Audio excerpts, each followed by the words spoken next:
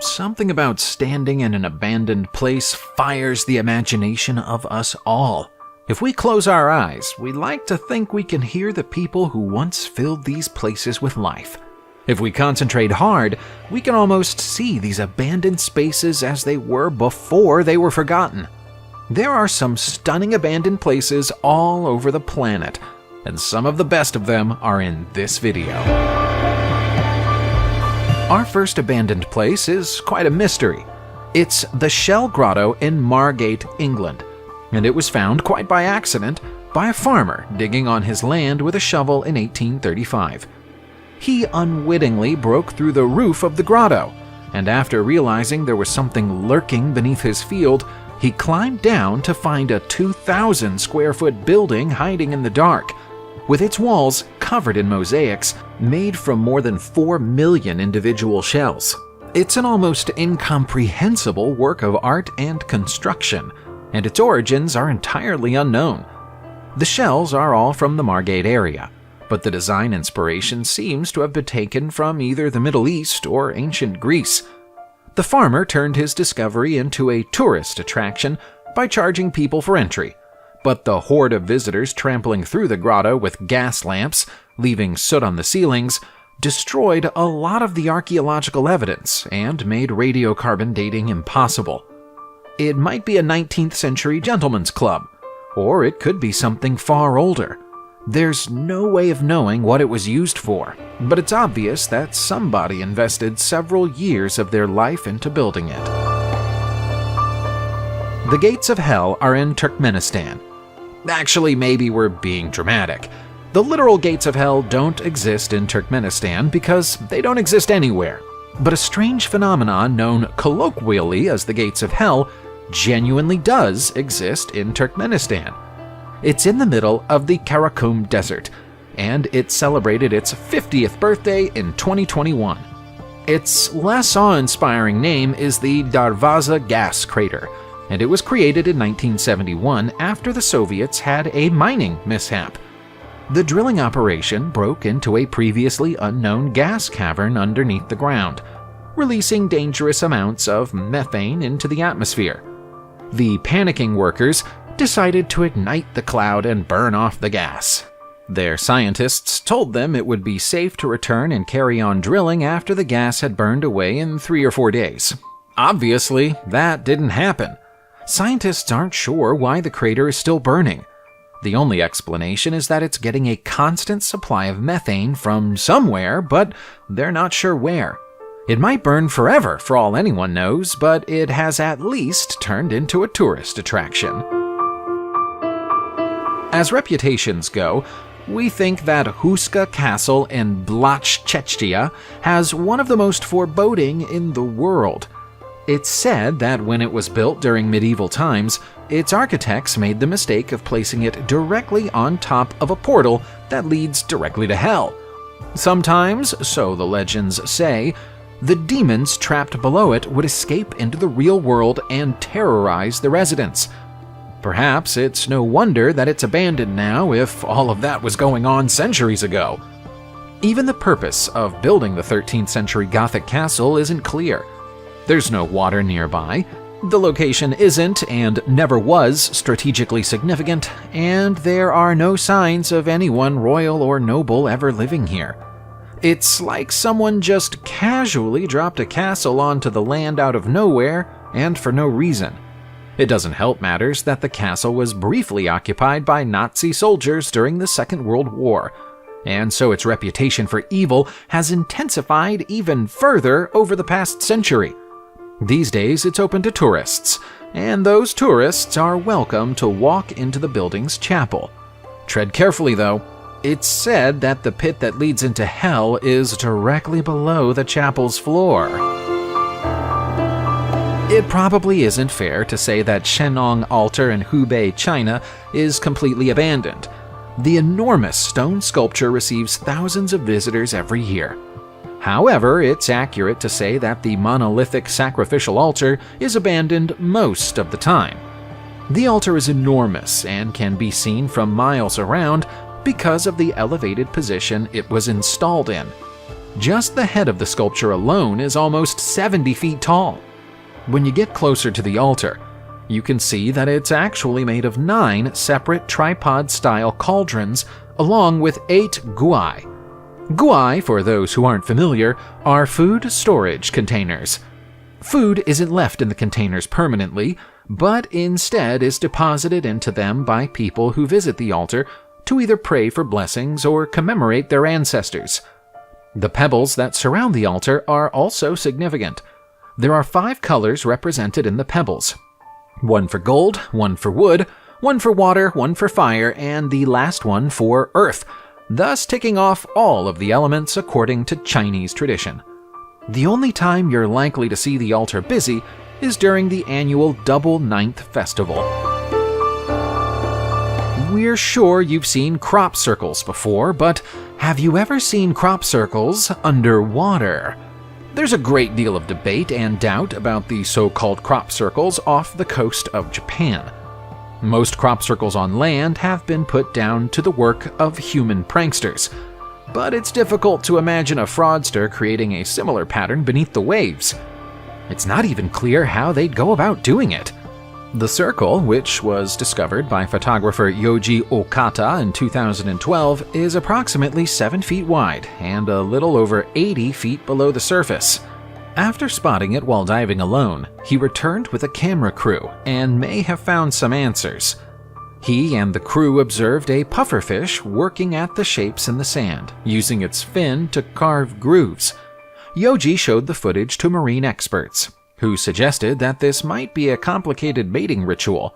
Female pufferfish create the circles to attract males, who swim into them to mate, and the resultant eggs are then laid at the center of the circle, where the structures act as protection against the tide. If that's true, perhaps the crop circles at ground level are misunderstood mating rituals too. San Dung Cave in Vietnam is one of the most incredible wonders you'll ever find in nature. It's over 7 miles long, 700 feet deep, and 500 feet high. Inside the cave, you'll find a self-contained ecosystem, including a river and a jungle. It's the largest cave in the world and also the most remarkable. It's also where you'll find these strange stone formations, which might be a little uncomfortable to look at for anybody who has trypophobia. Scientists can't agree on whether these formations occurred naturally or whether they were put together manually by people living in the caves hundreds or perhaps even thousands of years ago. Amazingly, nobody other than a few people who live close to it was even aware that San Dung existed at all until a team of British explorers performed a full survey in 2009. The smaller piles of rocks might be cave pearls, formed by water dripping from the cave's ceiling and turning into small balls of mineral deposits. Even if that explains how they were formed, though, it doesn't answer the question of whether they formed this pattern naturally. Nothing screams horror movie like walking into a forest and finding it full of creepy dolls staring back at you from the trees. We think we'd have run away screaming if we saw this, so we salute the courage of whoever stuck around long enough to take these pictures of the so-called Island of the Dolls in Mexico City, Mexico. The dolls, many of which have been decapitated or hanged from the trees as if they'd been executed, were placed on this wooded island on Texulo Lake by Don Julian Santana during the 1960s. According to local folklore, he reacted badly to his wife's decision to leave him and moved to the island because he wanted to live alone. Not long after he arrived, he saw a young girl drown in the lake and was unable to rescue her. He then spent the remainder of his life fishing dolls out of the canal or pulling them out of the trash around Mexico City, and then placing them in the trees as a strange memorial to the drowned girl. We don't know how much truth there is to that story, but it's still a scary place, even if none of it is true. It's far beyond us to say whether or not ghosts are real. If you want to believe in the supernatural, that's up to you. We do know of an abandoned location where ghosts are supposed to come out and play after dark, though. and it's India's Bangar Fort. There are so many stories and superstitions about ghostly activity at this fort that entry is now prohibited after the sun goes down. The fort was built during the 17th century and used to host a whole town's worth of people, but the occupants became so afraid of the alleged ghosts that they abandoned it and built a new town a short distance away from it. The stories about the haunting are colorful. One of them speaks of a wizard who cursed the fort with his final breath after he was fatally wounded by a woman he'd attempted to heal. The gates, temples, and palaces of the old fort stand silently, and tourists still visit during daylight hours, but you're unlikely to catch anyone from the surrounding area in there. The locals think the visitors who visit the site are foolish. Don't let that put you off if you think you're brave enough to stick it out. The Lake of Skeletons sounds like it ought to be the title of a horror movie, but it's actually the site of an archaeological mystery in India. This mass of tangled skulls and bones half submerged in water is unusual for many reasons, but chief among them is the fact that the lake is more than 16,000 feet above sea level. It's surrounded on all sides by glaciers and frozen mountaintops. It would have been very difficult for our ancient ancestors to reach this remote location in the Himalayas, and there's no obvious reason that they'd have wanted to do so. The real name of the lake is the Rupkund, and it contains the remains of at least 800 people. Their bones have been mixed up and meshed together over time, but they're still surrounded by the spears, gems, knives, and other possessions they once owned. The existence of the lake and its haunting secret was unknown until 1942, when it was found by a British mountain ranger. At the time, he believed the bones to be the remains of lost Japanese soldiers. A more recent scientific study suggests that everyone in the lake perished at around the same time in the 9th century, but we still don't know who they were or how they came to be here. We know that the village of Kuldara in India's Rajasthan region is abandoned, and we know it's been abandoned for a long time.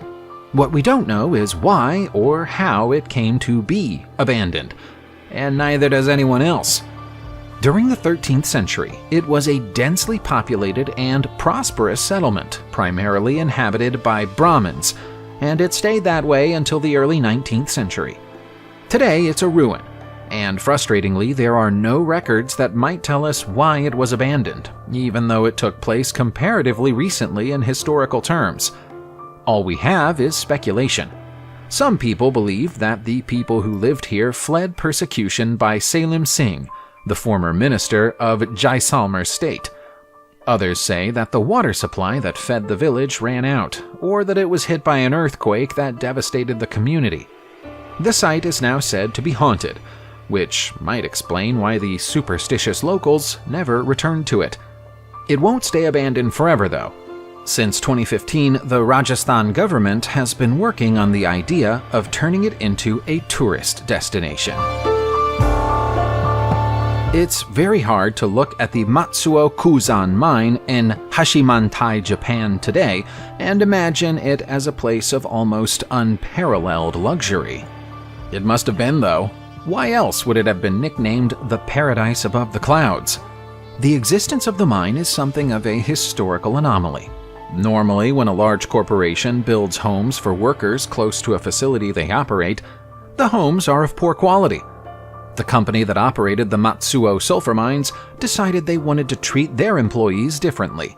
They provided beautiful homes with central heating, along with hygienic garbage chutes and indoor toilets.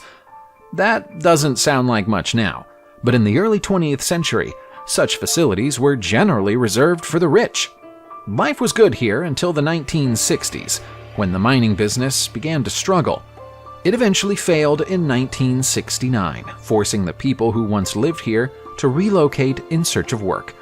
For reasons best known to themselves, they left many of their personal items and belongings in their homes when they left, many of which can still be found strewn around this strange, misty place today.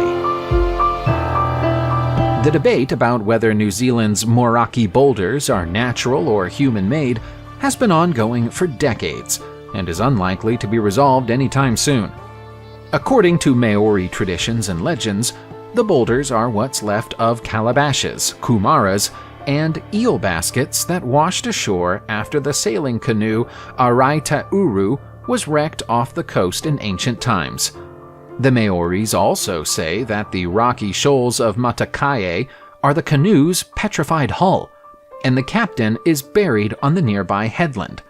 Geologists, however, say the unusually spherical rocks were formed 60 million years ago and spent most of that time underground until the sea washed away the mudstone, weathering them into their current shape.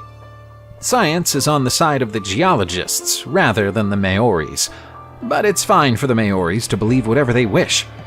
We shouldn't be surprised that something so unusual exists in this part of the world. There are more than 850 species of marine life on the Aotario coast that doesn't exist anywhere else in the world. If a magical ancient canoe were to wash ashore anywhere, it would be here.